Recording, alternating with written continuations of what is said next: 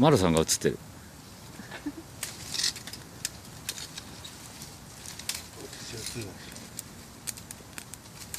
映るとお金もらえないといけない。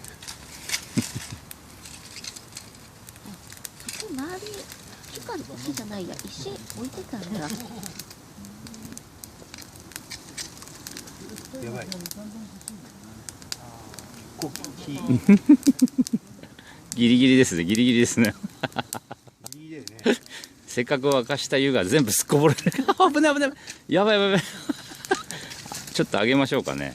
紐をコントロールしてる。いい映像です。今日私はコントロールしたのに。なんかもうやすの飽きちゃいましたので終了していいでしょうか。あ、僕が変わりますから大丈夫ですよ。お願いします。やっとジョインするようになった。考えてくれるようになった。でもなんかそれなりのいい感じになったのよ。見てくださいよ。本当だ。なんか暖炉っぽくしたでしょ。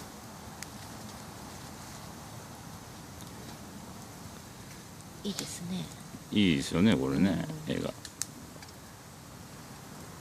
れプロモーションビデオの候補ですから。焚き火クラブの。なんかキャッチフレーズ考えてください。神を感じますね。宇宙を感じるっていうのがキャッチフレーズ。名言出た。そうすると宇宙を感じます。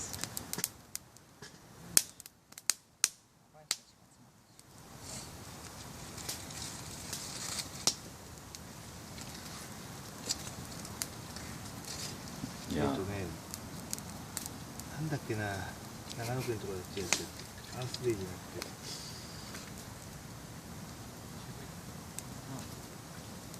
うん、ここって音楽やると怒られるもんね。自信がないですね、それちょっと、ね、あ、分かんない。やりたいですけどね。なんだっけな、あれ。アコースティックなら大丈夫かもしれない、完全に。音本当、だからシールド通さないで。うん